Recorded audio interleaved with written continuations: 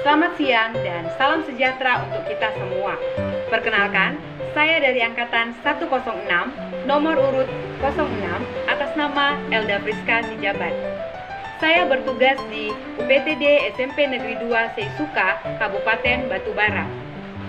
Saya berterima kasih kepada Bapak Widya Suara kami, Bapak Dr. Hieronymus Godang, SPD MSI, telah mengajarkan kepada kami the whole of government dan bagaimana mengaplikasikan whole of government di dalam pelayanan publik.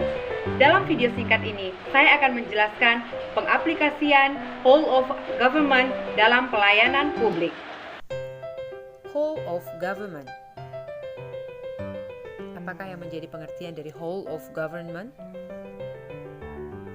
Whole of government atau disingkat WOG adalah sebuah pendekatan penyelenggaraan pemerintahan yang menyatukan upaya-upaya kolaboratif pemerintahan dari keseluruhan sektor dalam ruang lingkup koordinasi yang lebih luas guna mencapai tujuan-tujuan pembangunan kebijakan, manajemen, program, dan pelayanan publik. WOG juga dikenal sebagai pendekatan interagency, yaitu pendekatan yang melibatkan sejumlah kelembagaan yang terkait dengan urusan-urusan yang relevan.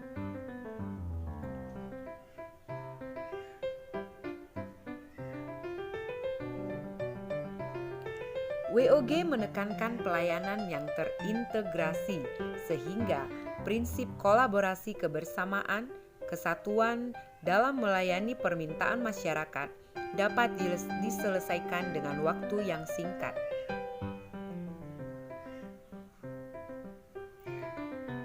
Ciri-ciri WOG, seperti apakah WOG itu? Yang pertama, lintas sektor. Tidak hanya satu sektor saja ya, ada banyak sektor. Yang kemudian, ada tujuan bersama, tujuan yang ingin dicapai. Yang ketiga, terkait dengan pelayanan publik. Selanjutnya, pengembangan kebijakan. Dan yang terakhir adalah terpadu untuk satu masalah. Sangat mempermudah orang-orang dalam menyelesaikan permasalahannya. Selanjutnya, apakah manfaat dari WOG tersebut? Ya, WOG sangat meningkatkan atau membangun efisiensi, sharing informasi, lingkungan kerja, daya saing, akuntabilitas, dan koherensi kebijakan. Ini semua dapat ditingkatkan dalam pelayanan publik. Kemudian, WOG ini juga menurunkan atau mengurangi. Yang pertama, itu biaya, cost. Karena orang-orang semakin mudah, tidak perlu pergi ke banyak tempat. Cukup satu tempat saja atau satu link saja. Ya, jadi lebih hemat. Kemudian pemborosan, mengurangi pemborosan seperti yang saya jelaskan pertama tadi, akan lebih mudah dan lebih murah biayanya. Kemudian, duplikasi pekerjaan. Selanjutnya, mengurangi inkonsistensi kebijakan. Dan yang terakhir, menurunkan atau mengurangi waktu penyelesaian layanan tertentu.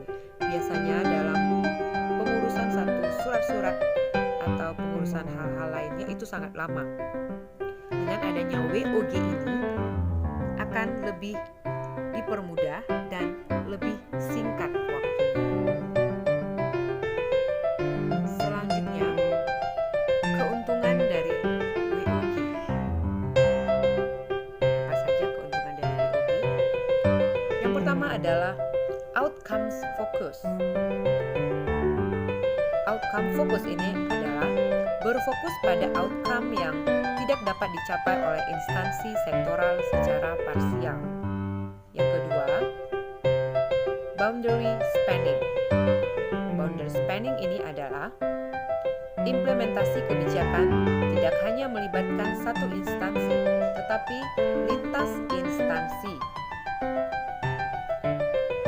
ketiga itu enabling, adalah membuat pemerintah lebih mampu menangani tantangan kebijakan yang kompleks. Dan yang terakhir adalah strengthening prevention. Strengthening prevention adalah mendorong pencegahan terhadap masalah yang mungkin berkembang lebih baik. Selanjutnya, bentuk WOG. Yang pertama itu adalah Integrating Service Delivery atau yang dikenal dengan ISD. ISD itu adalah proses penyatuan pemberian layanan kepada publik. Yang kedua, koordinasi dan kolaborasi. Pemerintah horizontal yang berkoordinasi atau berkolaborasi dalam mencapai tujuan bersama. Selanjutnya, Integrating and Rebalancing Governance, yakni kontrol politik dan otonomi administrasi seperti di Inggris. Yang terakhir adalah Culture Change, yakni konsep-konsep social glue atau perekat budaya organisasi.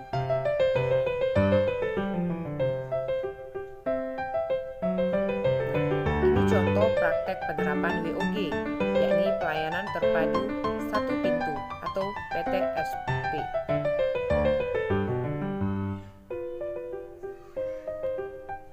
Ini beberapa contoh praktek WOG dalam pelayanan publik. Yang pertama itu adalah pelayanan yang bersifat administratif. Ya, ini maksudnya adalah pelayanan publik yang menghasilkan berbagai produk dokumen resmi yang dibutuhkan warga masyarakat. Salah satu contohnya adalah Samsat. Ya. Kedua, pelayanan jasa. Pelayanan jasa di sini adalah pelayanan yang menghasilkan berbagai bentuk jasa yang dibutuhkan warga masyarakat seperti pendidikan, kesehatan, ketenagakerjaan, perhubungan, dan lainnya.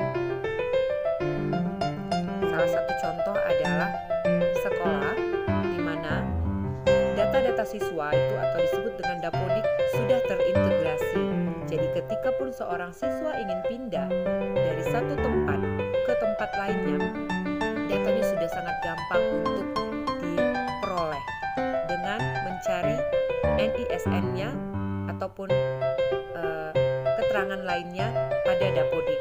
Maka siswa itu dengan sangat mudah bisa ditarik segera untuk pindah ke satu tempat tersebut.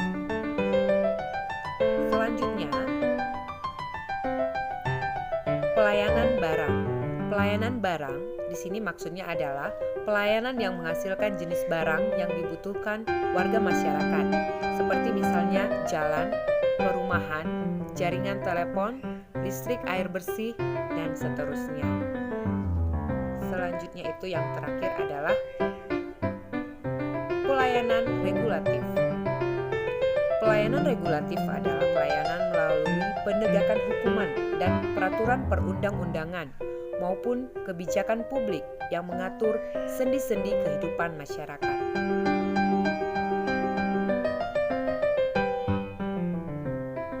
Tantangan praktek WOG. Ternyata WOG ini juga memiliki tantangan. Yang pertama, kapasitas SDM dan institusi. Kapasitas SDM dan institusi-institusi yang terlibat dalam WOG tidaklah sama. Perbedaan kapasitas ini bisa menjadi kendala serius ketika pendekatan WOG. Misalnya, mendorong terjadinya merger atau akuisisi kelembagaan, di mana terjadi penggabungan SDM dengan kualifikasi yang berbeda. Kemudian, nilai dan budaya organisasi. Seperti halnya kapasitas SDM dan institusi, nilai dan budaya organisasi pun menjadi kendala manakala terjadi upaya kolaborasi sampai dengan penyatuan kelembagaan. Yang terakhir adalah kepemimpinan.